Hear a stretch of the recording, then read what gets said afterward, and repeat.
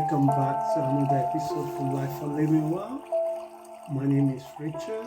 Before I dive into the topic I have for us this week, is to just say thank you so much for those who are signing up to our weekly article and those who have been following us since we've been doing this podcast. As we about to start another one for this week, I do like to say if you like to receive weekly article that we publish out, so on the community website or on the Medium website, you can sign up on our website at www.lifeforlivingwell.com. You can also follow us on our YouTube channel. If you just type Life for Living Well, Life for Living Well, it will take you to our page and you can follow up this podcast if you prefer to see the video log of it. And let's get started without taking much of your time. This week, the topic I'm looking at is I call the 3 types of people you meet in life. Number 1, you meet a giver. Number 2, you will meet a taker. And number 3, you meet the matchers. So the question is how to be the third one, the matcher. As we normally do, if you are constant and you've been following this podcast, is to take one inspiration word and build our message around it. For this week, I will be taking from Abba Sweza. So he put it this way: in everyone's life, at some time, our inner fire goes out. It is then burst into flame by an encounter with another human being. We should all be thankful for those people who rekindle the inner spirit. I love that word, the way he summarized the topic that I have. And once again, the topic that I'm looking at this week is what I call 3 types of people you will meet in life: the giver, the takers, and the matchers, and how to be the third. So the people who shape your life. Throughout our lives, we will meet many people, but some stand out because of the way they affect us. Either they affect us for good or they affect us for worse. Over time, I've noticed 3 distinct types of people who show up again and again.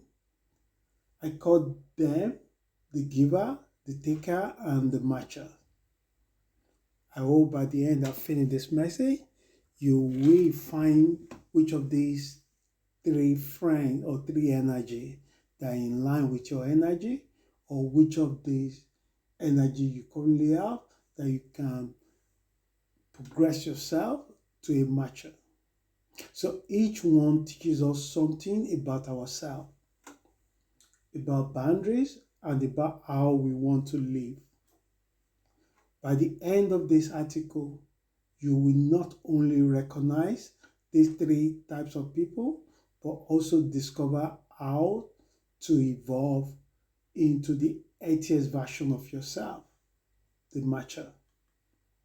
So let's start from type 1. So let's look at the giver. What are the things that you will notice about the giver? Mostly, you will notice the giver mostly a selfless soul who forget themselves. You will meet giver almost everywhere. You meet them in families, at work, among friends, and even in business. Givers are warm, generous, and helpful. They lend their time, energy, and resources without asking for much in return. But what happened to the givers? Some of you might already know without me saying it, but for the sake of this article, unfortunately, this often means they put everyone else above, ahead of their own. People may start to feel entitled to a giver generosity, unintentionally taking advantage of them. Because giver rarely asks for help, they often suffer silently their need to be liked, or their low self-worth, pushing them to keep giving until they are emotionally exhausted. Over time, they may feel resentful, drained, and disconnected from their own goals.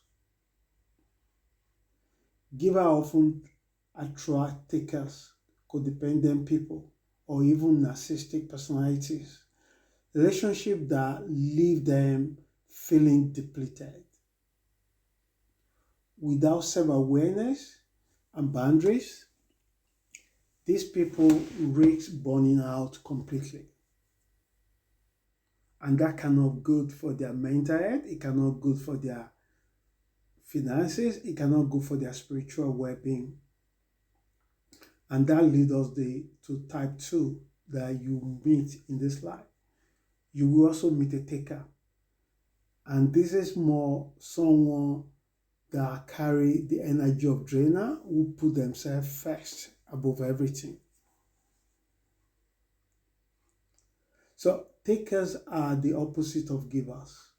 You will find them in families, workplaces, social cycles, and many other places. And these people will leave a trail of emotional exhaustion wherever they go. Takers prioritize their own needs above everyone else. They rarely offer help without expecting something in return, and they can be manipulative or exploitative. Some takers display traits of antisocial behavior, such as lying, using others for personal gain, or disregarding boundaries, especially in interaction with them, often feel transactional, leaving you feeling used. They live with a sense of lack, always needing more attention, more validation, more resources, yet never really truly satisfied. Do you have a taker in your life, or are you a taker? Probably you will not be listening to this podcast. You can be a taker if you put all your problem onto your friends and family and you exhaust them with your problem all the time. Have you ever stopped and asked them, how are they doing? How did they feel? So that takes me to type 3, the matcher. Mostly we call the matcher the balanced person who chooses growth. Finally, there is the matcher, the person who finds balance between giving and taking. Most matchers start out as givers. After years of burnout, heartbreak, or disappointment, they become more self-aware. They learn to set boundaries, prioritize their well-being, and stop reacting to others' demands. Some matchers are fortunate to have grown up with healthy communication and boundaries from the start. So matchers' energy feels natural to them. So matchers are not easily manipulated by takers, nor do they overextend themselves like givers. Instead, they respond with clarity and intention.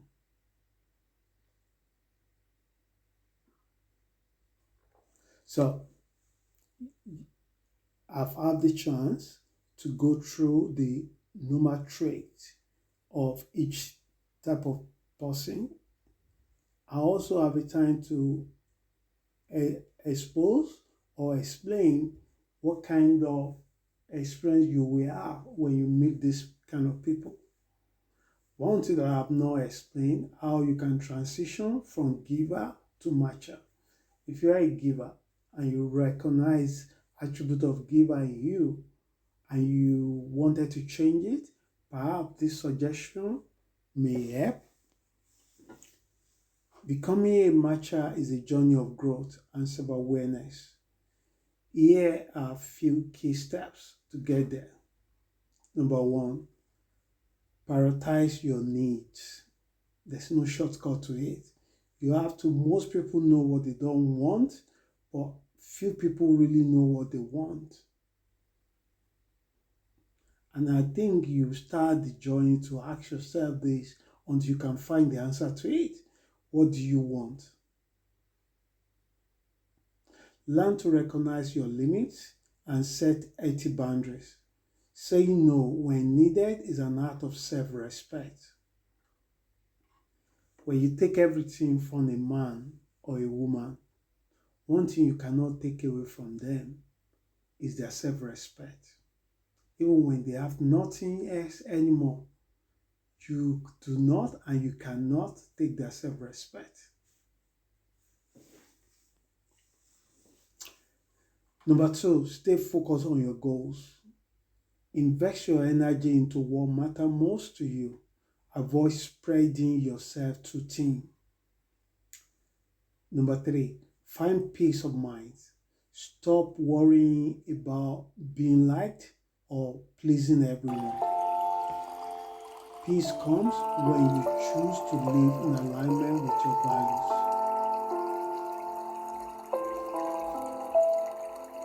And that takes me to number four. Practice healthy generosity. Give freely, but without self-sacrifice or expectation of return. And lastly, number six. Choose what is right over what is easy. What did I mean by this? Integrity may be uncomfortable at first, but will lead to stronger relationship and emotional freedom. Many people that I have seen that compromise to do what is right, they choose easy options. And they converse later that it's actually difficult things because they lost who they think they are completely in the process. Because the person that they were selling themselves to didn't even see the marks that they were wearing. So because of time, so my final thought for this message is simple. Which one are you? In life, you will encounter givers, takers, and matchers. You may notice that at different times, you have been each one of them. The giver heart is generous but vulnerable. The taker's part is shallow and unfulfilling, but the matcher finds balance, living with purpose, peace of mind, and healthy relationships. If you find yourself stuck in a giver mode, don't lose hope. Seek guidance through therapy, coaching, or even self-reflection to help you grow into mature energy. These three types are not fixed label. They are pattern of energy and behavior. The question is, which one are you today? And which one do you want to become? I hope this message helps someone. Until we meet again, please stay safe and have a wonderful week. Ciao.